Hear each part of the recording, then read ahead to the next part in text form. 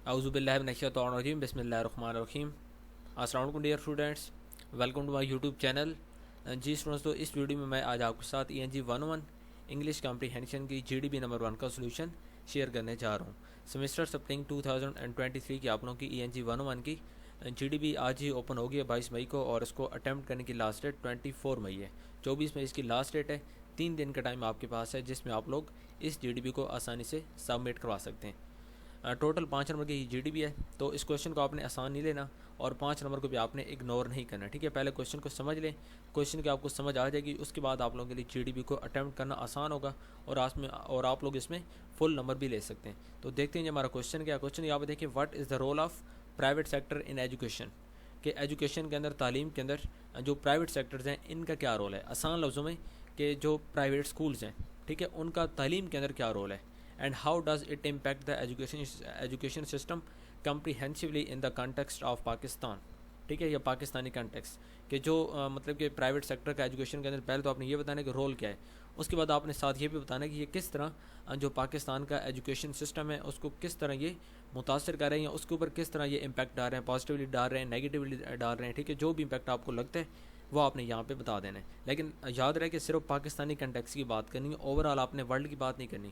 صرف پاکستان کے اندر جو پرائیویٹ اسکولز ہیں وہ تعلیم کے اوپر ان کا تعلیمی سیکٹر ہے اس کے اندر ان کا کیا رول ہے, اور اس کے بعد وہ پاکستان کا جو مطلب کہ ایجوکیشن سسٹم ہے اس کو کس طرح امپیکٹ کر رہے ہیں. کیا وہ پازیٹیولی امپیکٹ کر رہے ہیں, نیگیٹیولی کر رہے ہیں, یا ان کا جو رول ہے وہ نہ پازیٹیو ہے نہ نیگیٹیو ہے. جو بھی آپ کو لگتا ہے آپ نے اس کویشچن کا آنسر آپ لوگوں نے دینا ہے, اور اس کی ورڈز لمٹ جو ہے وہ یہاں پہ مینشن ہے 250 ورڈز. ٹھیک ہے, 250 ورڈز اس کی میکسیمم لمٹ ہے. اس سے زیادہ آپ لوگوں نے نہیں جانا کیونکہ ٹوٹل 5 نمبر ہیں, تو اس سے زیادہ لکھنے کا فائدہ نہیں ہے. ٹھیک ہے, کوالٹی کنٹینٹ لکھنے, کوانٹٹی پہ فوکس نہیں کرنا. کوانٹٹی آپ کو صرف بتائیے 250 ورڈ سے اوپر آپ نے نہیں جانا. اس سے نیچے آپ لوگ کہیں بھی جا سکتے ہیں. ہاں, اگر 260-70 ہو جاتا ہے کوئی مسئلہ نہیں ہے, لیکن 300 یا 350 تک جانا وہ میرے خیال میں بے وقوفی ہے, کیونکہ 5 نمبر ہیں اور 5 نمبر کے لیے اتنے زیادہ لکھنے کا فائدہ نہیں ہے. ٹھیک ہے, تو امید میں یہی کرتا ہوں کہ آپ کو کویشچن کی سمجھ آ گئی ہوگی, اور اگر اسٹل آپ کو کویشچن میں مسئلہ ہے تو آپ لوگوں نے کمنٹس ابھی کریں, میں انشاءاللہ آپ کو ٹائملی رپلائی دوں گا. تو چلتے ہیں جی جو اس کویشچن کا سولوشن ہے اس کی طرف. جی اسٹوڈنٹ, تو یہ اس کویشچن کا جو سولوشن فائل ہے GDB کی وہ میں نے یہاں پہ ریڈی کی ہے, اور کویشچن میں نے آپ کو آلریڈی سمجھا دیا, ڈیو ڈیٹ آپ کو بتا دیا ہے, ورڈز لمٹ بھی آپ کے سامنے یہاں پہ لکھی ہوئی ہے. ٹھیک ہے, تو ورڈز لمٹ کو آپ لوگوں نے لازمی مائنڈ میں رکھنا ہے. اب یہاں پہ میں نے اس کا سولوشن سٹارٹ کیا ہے, اور میں نے سٹارٹ میں لکھا ہے کہ جو پرائیویٹ اسکولز ہیں یہ بالکل ایک سگنیفیکنٹ جو رول ہے وہ پلے کر رہے ہیں پاکستان کے ایجوکیشن سسٹم کے اندر. ٹھیک ہے, لیکن اس میں اب آگے چل کے ہم بات کریں گے کہ پرائیویٹ سیکٹر جو ہے ان کی انوالومنٹ ہے ایجوکیشن کے اندر, یہ پازیٹیولی بھی اور اس کے بعد نیگیٹیولی بھی جو پاکستان کا ایجوکیشن سسٹم ہے اس کو مطلب کہ اس کے اوپر امپیکٹ ڈال رہے ہیں. ٹھیک ہے, پہلے سٹارٹ میں آپ نے تھوڑا سا سٹارٹ یہیں سے لینا ہے جس طرح میں نے یہاں پہ لی ہوئے ہے. بالکل یہی بات کرنی ہے کہ جو مطلب کہ پرائیویٹ سیکٹرز ہیں یہ ایجوکیشن کے اندر اب ایک سگنیفیکنٹ مطلب کہ بہت بڑا رول اور امپورٹنٹ رول پلے کرتے ہیں.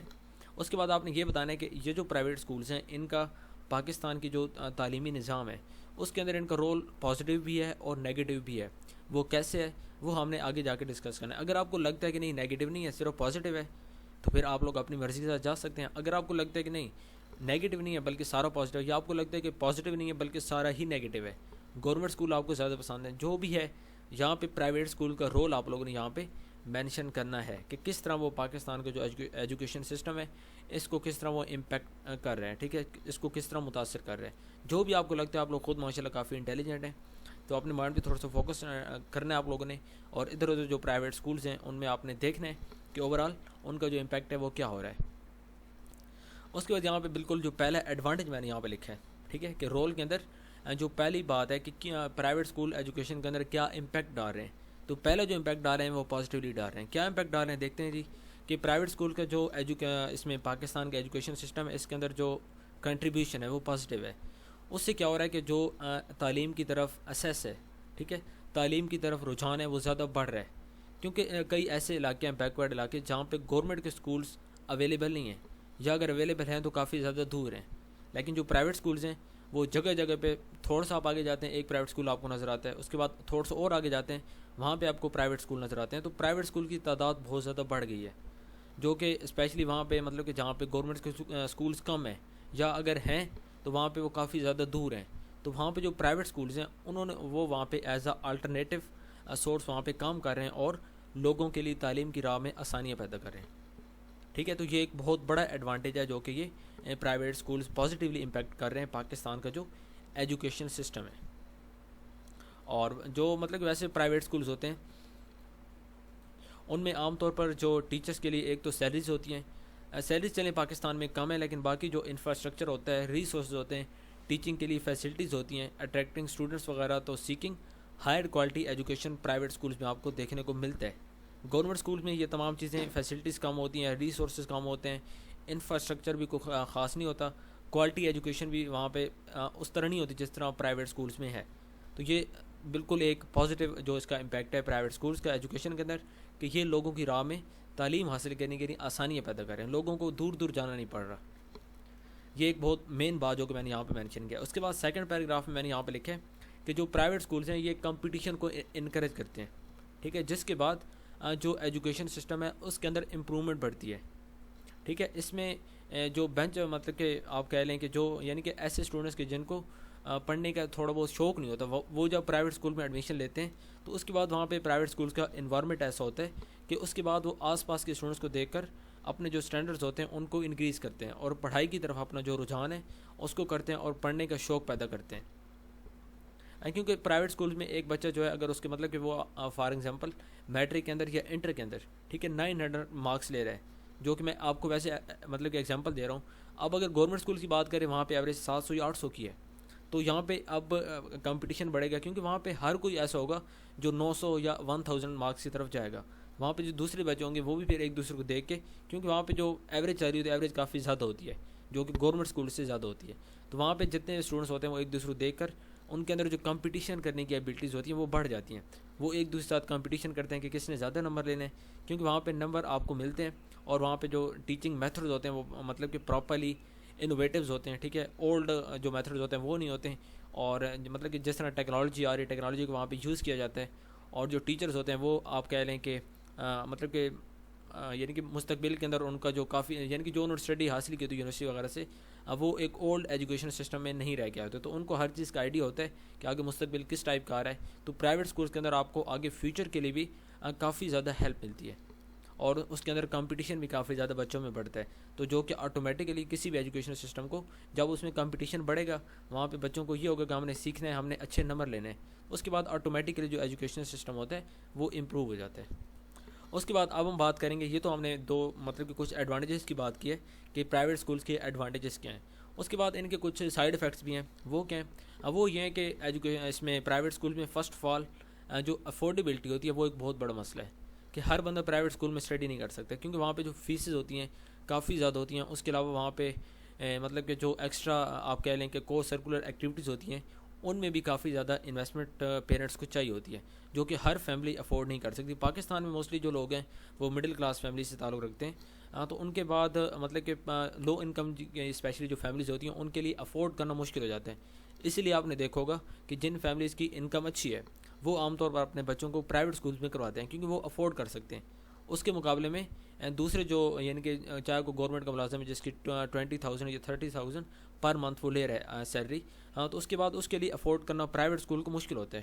وہاں پہ فیسز بہت زیادہ ہوتی ہیں, چاہے آپ کسی ولیج کی بات کر لیں, چاہے آپ کسی سٹی کی بات کر لیں, بہت زیادہ فیس ہوتی ہیں. وہاں پہ ایکسٹرا سرکولر ایکٹیویٹیز کے لیے بھی کافی چارج کیے جاتے ہیں, اور بھی مطلب کہ وہاں پہ کافی خرچے ہوتے ہیں جو کہ لو انکم کی جو فیملیز ہوتی ہیں مڈل کلاس لوگ وہ اتنی زیادہ افورڈ نہیں کر سکتے. تو اس لیے آپ نے دیکھا ہوگا کہ جن کی انکم کم ہوتی ہے منتھلی یا, تو وہ پھر اپنے بچوں کو گورنمنٹ اسکولز میں کرواتے ہیں. حالانکہ ان کو اس چیز کا آئیڈیا ہوتا ہے کہ پرائیویٹ اسکولز میں ایجوکیشن کا جو معیار ہے وہ کافی زیادہ ہائی ہے, لیکن اس کا سب سے جو بڑا اب مجھے یہ لگتا ہے کہ جو سائیڈ افیکٹ ہے, جو کنسرن ہے وہ کیا افورڈیبلٹی کا ہے.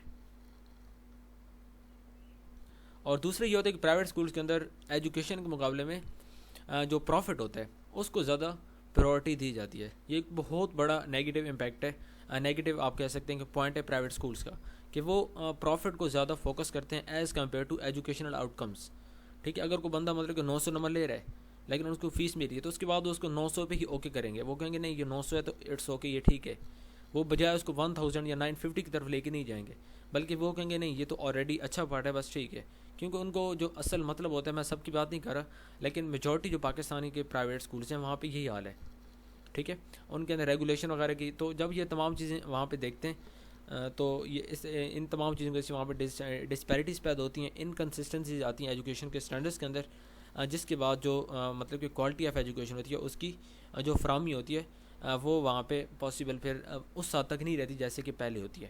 تو یہ تمام چیزیں ہم نے لکھنی ہیں۔ اس کے بعد ہم نے آخر میں آپ اس کا ایک کنکلوژن لکھنا ہے چھوٹا سا، جس میں آپ نے اس تمام بات کو سمز اپ کرنا ہے، ٹھیک ہے۔ تو اب اس میں ہم نے آلریڈی پہلے بات کر لی، پہلے پیراگراف میں ہم نے کیا تھا کہ وائٹل رول پلے کرتے ہیں پاکستان کے ایجوکیشن سسٹم کے اندر پرائیویٹ سیکٹرز کے اسکول۔ اس کے بعد یہاں پہ کمپٹیشن زیادہ ہوتا ہے، اس میں کمپٹیشن پہ فوکس کروایا جاتا ہے، ٹیچرز یہاں پہ ہائیلی کوالیفائڈ ہوتے ہیں، ٹیچنگ میتھڈز ان کے انوویٹیو ہوتے ہیں، ٹھیک ہے، وہ مطلب کہ جدید جو میتھڈز آ رہے ہیں ان کو یوز کرتے ہیں۔